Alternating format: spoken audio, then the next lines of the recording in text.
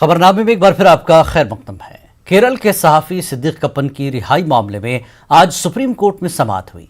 समाअत के दौरान supreme court ने सॉलिसिटर जनरल और यूपी हुकूमत से कप्पन की मेडिकल रिपोर्ट दाखिल करने को कहा। मामले की समाअत कल तक के लिए मुलतवी कर दी गई। वाज़ेह के सिद्दीक कप्पन की अहलिया ने भी CJI NV रमना को एक खत भी लिखकर अपने शौहर की रिहाई का मुतालबा किया है। कप्पन को उत्तर प्रदेश पुलिस ने 5 अक्टूबर 2020 में हाथरस मामले के पेश नज़र UAPA के तहत गिरफ्तार किया था। और इस पर मामले पर बात करते हैं, हमारे नुमाइंदे सुशील हमारे साथ जुड़ चुके हैं। सुशील, कप्पन का मामला काफ़ी दिनों से सुर्खियों में है। अब रिहाई की बात सामने आ रही है, लेकिन सुप्रीम कोर्ट ने मामला जो है कल तक के लिए रोक के रखा है। क्या कुछ सरकारों को हिदायत दी है सुप्रीम कोर्ट ने?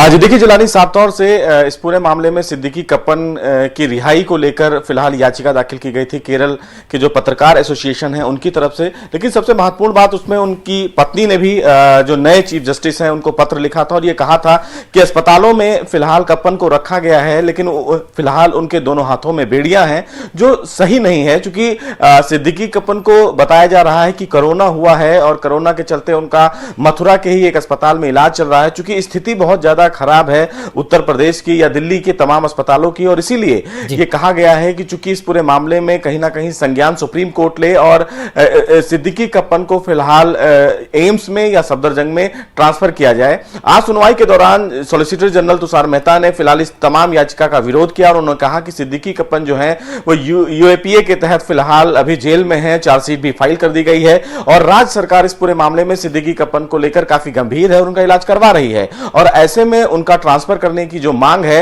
वो फिलहाल गलत है। बहरहाल इस पूरे मामले में चीफ जस्टिस ने मामले की सुनवाई करते हुए यह भी कहा कि आखिर अगर उनका स्वास्थ्य ठीक है तो यूपी सरकार इस पूरे मामले में इस याचिका को गलत क्यों बता रही है। बहरहाल आज सुनवाई करते हुए जस्टिस रमन्ना ने यूपी सरकार से सिद्दीकी कप्पन की जो लेटेस्ट मेडिकल रिपोर्ट है जिलानी वो तलब की है और इसीलिए आज की सुनवाई टाली गई है। कल इस पूरे मामले पर दोबारा सुप्रीम कोर्ट सुनवाई करेगा और यह तय करेगा कि यूपी सरकार की जो रिपोर्ट है मेडिकल रिपोर्ट, उस रिपोर्ट के मुताबिक अगर लगता है कि वाकई सिद्दीकी कप्पन की का स्वास्थ्य ठीक नहीं है तो उसका ट्रांसफर किया भी जा सकता है। जी। और उनकी वाइफ ने जो खत लिखा था उस बारे में क्या कुछ मीडिया के सामने बात आई है? जी देखिए, उनकी वाइफ ने ये लिखा था कि जिस तरह हालात उत्तर प्रदेश में हैं और जिस तरह सिद्दीकी कप्पन के हालात हैं, मतलब जो बेड़ियां बांधी गई हैं वो गलत है और ये मानवता के खिलाफ भी है।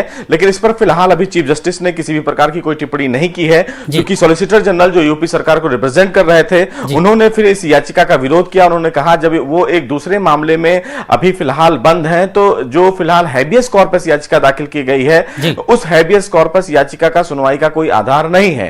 बहरहाल अब कल देखना होगा कि सुप्रीम कोर्ट जब इस पूरे मामले में सुनवाई करता है तो क्या सिद्दीकी कप्पन को राहत मिलती है या फिर उत्तर प्रदेश के मेडिकल रिपोर्ट से सुप्रीम कोर्ट संतुष्ट होता है। चलिए, बहुत बहुत शुक्रिया सुशील इस पूरी जानकारी के लिए।